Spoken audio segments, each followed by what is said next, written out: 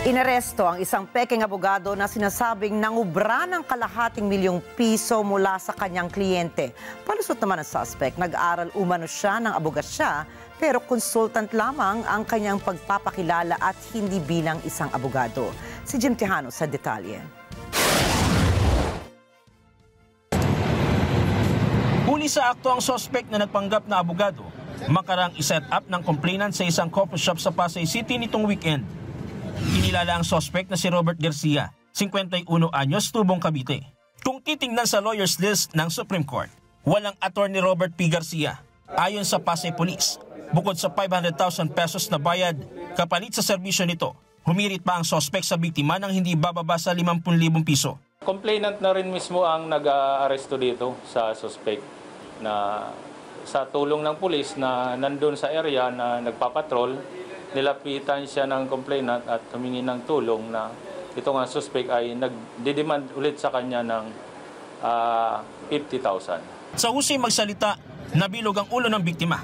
Tumagal ng halos 1 taon ang transaksyon ng dalawa, dahilan upang umabot sa ₱250,000 ang naibayad sa kanya.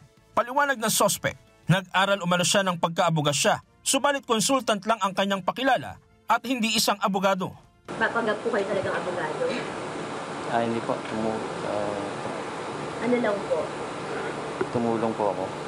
Tumulong po kayo na? Lumapit sa akin yung Sige sir. nilapit po ng kaibigan. Tapos po?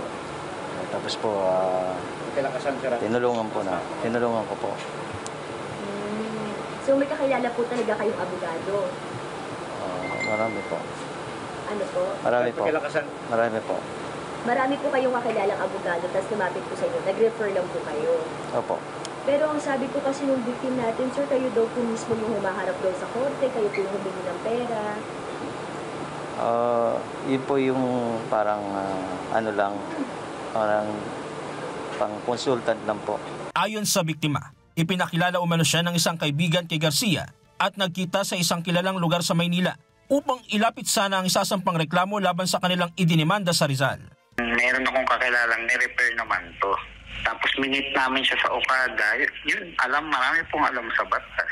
Bukod sa acceptance fee, may mga hinihingi pa si Garcia na pangbayad umano sa piskal at iba pang gastusin.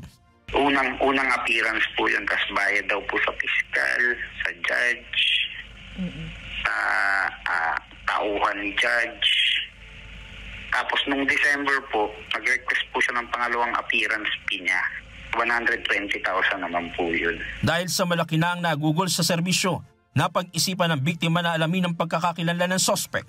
Dito nabisto na peking abogado pala si Garcia. Itong complainant na lumapit na siya kung saan mga law enforcement. At yun, yung ibang law enforcement natin ay nag-verify na.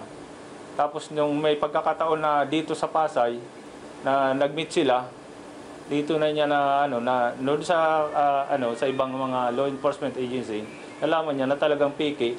Maging ang mga dokumentong iprinisinta ng suspect sa biktima, pawang mga peke. Nasa kustodiya na ng Pasay City Police si Garcia at nahaharap sa reklamong swindling. Jim Tejano, para sa mata ng Agila. Matatag, matapang, matapat. Maraming salamat sa inyong pagsubaybay sa Mata ng Agila Primetime. Para malaman ang matatag, matapang at matapat na mga balita, ay i-follow lamang at mag-subscribe sa @Net25 TV.